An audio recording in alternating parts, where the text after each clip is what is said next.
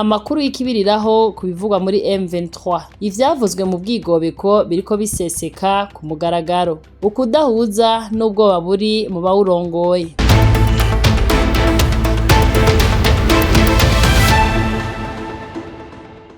Amakuru agezweho kandi ariko arakwiragizwa yerekana ko hari umunyarwanda yiyita umunyamurenge ari mu bantu bari hafi cyane n'inzego zifata ingingo muri M23 ari we yatanze amakuru y'ibanga kuri mugenzi wiwe uyo akaba adashimishwa n'ivyo Rwanda ruriko rurakora muri kino gihe. Nk'uko ayo makuru abivuga, muri imwe mu nama zikomeye zahuje indongozi za M23 uwitwa Yannick yarafashe ijambo abwira Corneille Nangati uko biriko turavye ingene Amerika yahagurutse mbona ko wokwegera Paul Kagame tukarondera uburyo twosubira mu Rwanda mbere kugira ngo batezure ibihano kuko tutabigize abantu bashobora gupfa kandi u Rwanda rushobora gushikirwa n'ingorane zikomeye cyane. Ayo majambo yarerekana ubwoba no guhagarika umutima biri mu ndongozi zimwe zimwe za M23 cyane cyane inyuma y'igitsure c'amakungu kiriko kiriyongera ku Rwanda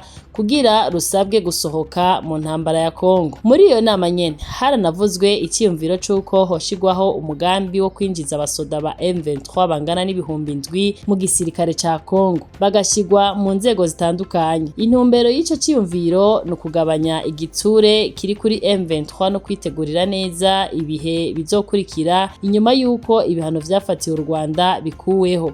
Hanyuma abo basoda bakazoba aribo bongera kugaruka gukomeza uwo mugwi mu nyuma. Uyu nyene yatanze ayo makuru yaravuze kandi ko ariko ategura urugendo rwo kugendera ingabo za M23 ziri mu bice bitandukanye kugira aziremeshe kuko icuka kiri muri izo ngabo kidahimbaye na gato. Ivyo biva ahanini ku rupfu rwa Corneille Wiringoma ruvugwa ko rwabaye mu buryo buteye amakenga, bamwe bakavuga ko yishwe yongera ahambwa nk'imbwa. Amakuru ava imbere mu buyobozi bwa M23 canke mu muhari wa AFC yerekana ko hari ukudahuza gukomeye hagati y'abanyarwanda n'abanyekongo nyakuri bari muri uwo mugwi, aho bavuga ko badahabwa agaciro kamwe. Bamwe bahabwa amazu, imiduga n'amafaranga, ariko abakongomani nyakuri nta kigaragara bararonka canke gifadika. Nabo banyamurenge barakumirwa cyane mu nzego zifata ingingo. Ibi bikaba bituma haba icuka kibi cyane gishobora gutuma ibikorwa vya gisirikare bigoyagoya canke mbere ibintu bikabandanya biyangara ku rugamba. Ikindi cyiyumviro gikomeye caciye ku meza muri iyo nama ni cyuko kugira ngo M23 yongere inguvu mu bijanye na diplomasi hakwiye kurondegwa uburyo uwahoze